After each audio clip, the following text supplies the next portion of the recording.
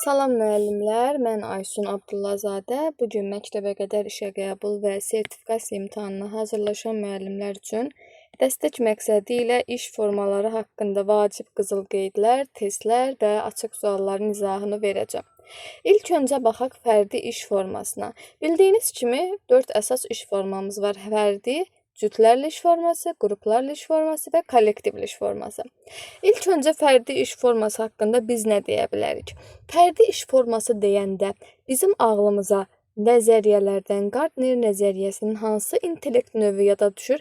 Təbii ki, fərd daxili intellekt növü və yaxud şəxsiyyət tiplərindən introvert yoxsa ekstrovert aiddir. Təbii ki, introvert şəxsiyyət tipi aid edilir. Bəs yaxşı, indi baxaq görək fərdi iş dedikdə biz nə başa düşürük? Fərdi iş uşağın müstəqil şəkildə fəaliyyət göstərməsi, tapşırığı tək başına yerinə yetirməsi formasını əhatə edir. Bəs yaxşı, fərdi iş formasının əsas məqsədi nədir?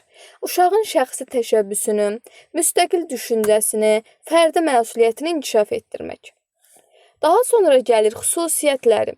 Təbii ki, fərdi işdə tapşırıq hər bir uşaq üçün ayrıca verilir. Uşağın öz bacarığına uyğun tempdə işləməsi təmin edilir və tərbiyəçi fərdi müşahidə və dəstək verir. Bəs üstünlükləri hansılardır?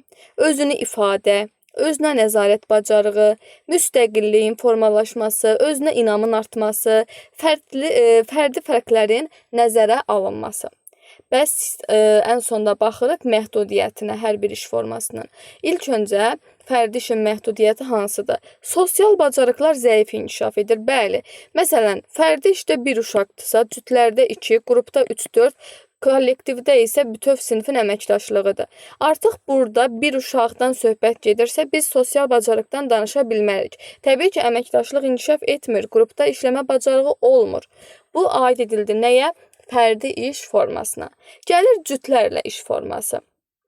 Cütlərlə iş uşaqların 2 nəfərlik komandalar şəklində bir-biri ilə qarşılıqlı əlaqədə çalışmasıdır. Bəs yaxşı, məqsədi nədir? Məqsəd əməkdaşlığı, dinləmə, danışma bacarığını inkişaf etdirməkdir və uşaqlara bir-birindən öyrənmə imkanı verir 2 nəfərin əməkdaşlığı. Xüsusiyyətləri hansılardır? Tapşırıq ikili şəkildə yerinə yetirilir, müzakirə, fikir mübadiləsi, qarşılıqlı yardım əsas götürülür. Üstünlükləri hansılar ola bilər? Emosional rahatlıq yaranır uşaqlarda, rəhbərlik var, izləmə bacarığı formalaşır və uşaqlar bir-birindən öyrənir. Bəs fərdi işin dedik, indi cütlərlə işin məhdudiyyəti hansıdır? Cütlükdən biri daha aktiv olsa əgər, digəri passiv qala bilər. Bu da məhdudiyyət hesab olunur. Və yaxud qarşılıqlı asıllıq səbəbi ilə fərdi məsuliyyət də azala bilər. Gələk qruplarla iş formasına. Qruplarla işdə uşaqların 3 və yaxud da daha çox nəfərlik qruplarda vəzifələri bölüşərək birgə tapşırıq üzərində işləməsidir. Məqsəd nədir? Məqsəd komanda işi, əməkdaşlıq bacarığını inkişaf etdirmək və yaxud sosiallaşma, vəzifə bölgüsünə uyğun davranış formalaşdırmaqdır. Xüsusiyyətlər hansılardır? Tapşırıq bir neçə nəfərdən ibarət qrup üçün verilir. Hər bir uşaq müəyyən bir rola malik olur. Biri məsələn təqdim edən olur, danışan olur, canlandıran olur, rəssam olur və s. Üstünlükləri hansılardır? Sosial-emosional bacarıqlar inkişaf edir. Komanda ruhu, qarşılıqlı hörmət formalaşır, qərar qəbul etmə formalaşır, liderlik bacarıqları inkişaf edir. Məhdudiyyət hansıdır?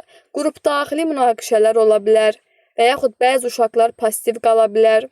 Bir çox uşaqlar əməkdaşlıq yaxşıdır, digərləri isə məsələn kənarda qala bilər. Bu da məhdudiyyət hesab olunar. Bəs kollektivlə iş nədir? Bütün uşaq qrupunun eyni vaxtda ortaq məqsəd və tapşırıq ətrafında çalışdığı iş formasıdır. Məqsəd nə olar? Birlikdə düşünmə, qərar vermə, ümumi nəticə əldə etmə. Bəs xüsusiyyətləri nədir? Bütün qrup eyni fəaliyyətə cəlb olunur. Tapşırıq ümumi şəkildə təqdim edilir. Qərarlar birgə müzakirə ilə verilir. Üstünlük hansılardır? Qrup ruhunu, birgə məsuliyyəti gücləndirmə, bərabərlik, yardımlaşma, sosiallaşma, bir-birinə dəstək hissi, qarşılıqlı hörmətin, həmrəyliyin formalaşmasıdır. Məhdudiyyət hansı ola bilər? Bəzi uşaqlar aktiv iştirak edə bilər, Bəzilər utancaqlar, passivlər kənarda qala bilər. Fərdi təcrübənin zəifləməsi ola bilər və yaxud xaotik səs-küy formalaşa bilər. Yəni nizam-intizamsız qrup. Bu oldu bizim iş formalarımız haqqında vacib qeydlərimiz. İndi baxaq açıq suallara. Məktəbəqədər qrupda müəllim uşaqlara fərqli rənglərdən istifadə edərək öz sevimli heyvanlarını çəkməyi tapşırır.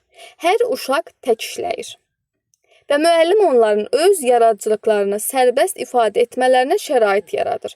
Təbii ki, burada tək işləyir, öz yaradıcılığı fərdi işdir. İkinci sual. Müəllim nəqliyyat vasitələri mövzusunda məşğələ zamanı uşaqları 4 nəfərlik qruplara bölür və hər qrupa bir nəqliyyat növü haqqında kolaj hazırlamağı tapşırır. Uşaqlar birlikdə işləyib işlərini təqdim edirlər. Bu hansı iş formasıdır? Qruplara bölürsə təbii ki, qruplarla iş formasından söhbət gedir. Üçüncü sual. Müəllim ətraf mühitin qorunması mövzusunda söhbət təşkil edir. Uşaqlar müzakirəyə birlikdə qoşulur, fikirlərini bölüşür, ümumi nəticəyə gəlirlər və bütün qrupun iştirakı təmin olunursa, təbii ki, kollektivlə iş formasıdır. Qələm rəngimizi dəyişək, göz yorulmasın. 4. Müəllim iki uşağa bir tapmaca verir və cavabını birlikdə tapmalarını istəyir. Uşaqlar bir-birinə suallar verərək bircə qərar verir. Deməli, iki uşaq bircə qərar vermə, bu hansı iş formasıdır? Cütlərlə iş forması. 5-ci sual. Uşaqlar rəqəmləri tanıma məşğələsində hər biri öz kardonunu rəngləyir. Və onun üzərində uyğun rəqəm yapışdırır. Bu prosesdə hər uşaq tək işləyir. Hansı iş formasıdır? Təbii ki, fərdi iş forması. 6. Müəllim uşaq bağçasında qida məhsulları mövzusunda afişa hazırlamağı planlaşdırır. Uşaqları 5 nəfərlik qruplara bölür. Hər qrup fərqli məhsul kateqoriyası üzrə şəkillər kəsib yapışdırır. 5 nəfərlik qrup açar məqam özünü göstərir. 7. Tərbiyəçi bir-bir uşaqları çağıraraq onların ad günlərini soruşur və onları təqvimdə qeyd edir. Bir-bir tək fəaliyyət varsa fərdi işdir. 8. Müəllim geyimlər mövzusunda məşğələ zamanı uşaqları cütləşdirir və onlara geyim növləri ilə uyğun olan hava şəraitini seçməyi tapşırır.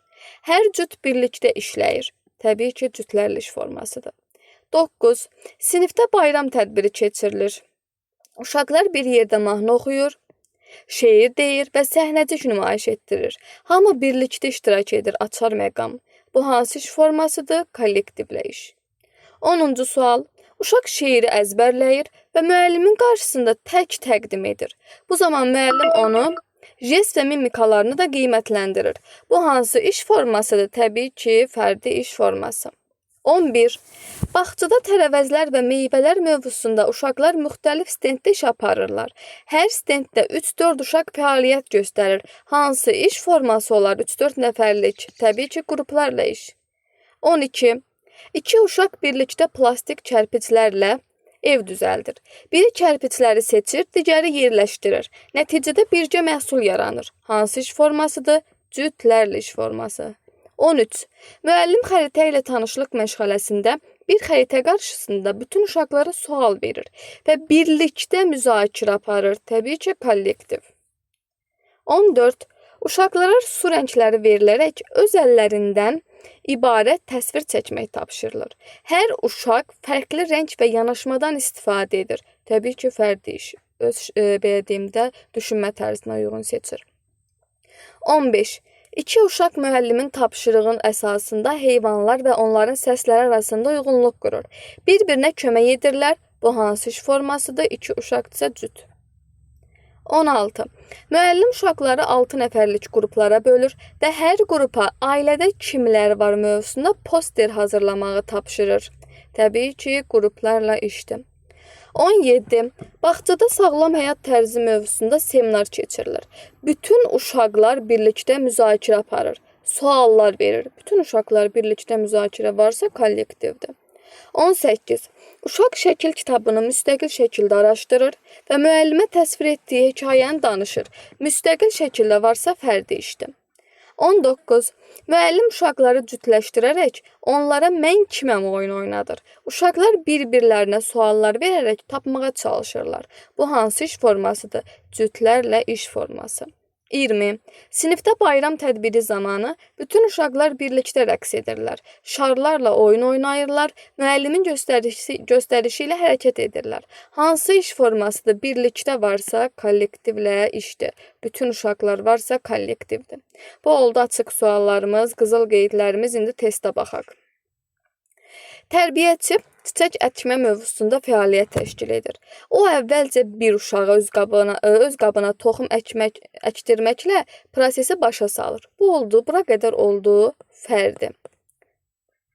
Sonra onları cütləşdirərək müşahidə aparmalarına istəyir cütlərlə iş. Daha sonra qrup halında suvarma, müşahidə və nəticə çıxarma fəaliyyətinə keçid edir. Qruplarla iş, sonda birlikdə ümumi müzakirə təşkil edir. Təbii ki, burada hansı iş formalarından söhbət getdi? Birlikdə fərdi, cütləşdirmə, qruplar və daha sonra kollektivlə iş. Yəni 4 iş formasına da aid situasiya burada yer almış olur. 2. Tərbiyəçi yay fəsli mövzusunda uşaqlara şəkil çəkməyi tapşırır. O hər uşağa fırça, boya verir. Şəkili müstəqil çəkməyi istəyir və nəticəni şəxsən dəyərləndirir. Hər uşağa deyirsə, təbii ki, fərdi işdir. 3. Cütlərlə iş formasının aşağıdakı üstünlüklərindən hansı yanlışdır? Uşaqlar bir-birindən öyrənir, liderlik, fikir mübadiləsi, sosial bacarıqlar doğrudur. Müstəqil qərar vermə qabiliyyətini azaldır. Xeyr, azaltmır. Ona görə D bəndi yanlış hesab edilir. Gəlir 4. Qrup halında uşaqlara ulduzlar aləmi maketi hazırlamaq tapşırılır. Qrupun bir hissəsi fon çəkir, digərləri ulduzları yapışdırır, digərləri isə təqdimat hazırlayır. Bu vəziyyətdə hansı bacarıqlar inkişaf edir? Təbii ki, komanda işi, əməkdaşlıq və vəzifə bölgüsü. 5. Tərbiyəçi uşaqları 3 nəfərlik qruplara bölür və onlara müxtəlif heyvan səslərini səsləndirib bu heyvanların adlarını tapmaq tapşırığını verir. Bu hansı iş formasıdır və əsas üstünlük? 3 nəfərlik qrup deyirsə, mən fərdini, cütü, kollektivi silirəm, qruplarla işdir. Və heyvan adlarını tapmağı tapşırır. Təbii ki, burada müxtəlif heyvan səslərini səsləndirmə, heyvan adlarını tapma tapşırığı. Qrupla iş varsa əməkdaşlıq var, paylaşım var. 6. Aşağıdakılardan hansı kollektiv iş formasının zəif tərəfi ola bilər? Birgə müzakirə var, əməkdaşlıq var, dinləmə var, ümumi nəticə var, sosial normaya uyğunluq var. Hər kəsin eyni dərəcədə aktiv olmaması yox, olması ola bilərdi. C bəndi. 7. Tərbiyəçi tapşırığı elə verir ki, cütlüklərdən biri müəllim, digəri şagird rolunu oynayır. Bu üsul hansı təlim forması və ya bacarıqlarla bağlıdır? Biri müəllim, digəri şagird, cütlərlə işdir və sosial rollar mənimsənilir. 8. Fərdi iş formasının uşağın psixoloji inkişafına təsiri nə ilə bağlıdır? Qrupda dominant olma, müstəqil düşüncə və məsuliyyət hissi, təbii ki, B bəndidir. 9. Tərbiyəçi tapşırıq verir. Hamımız birlikdə bir şeir yazaq. Hər kəs bir misra fikirləşsin. Hamımız varsa, avtomatik kollektivlə işdir. 10. Tərbiyəçi uşaqları 4 nəfərlik qruplara ayıraraq ən uzun körpünü quran komanda qalibdir tapşırığı verir. Qrup üzvləri birgə qurur, ölçür və təqdim edir. Bu tapşırıqda əsas bacarıq hansıdır? Təbii ki, planlaşdırma, əməkdaşlıq və koordinasiya.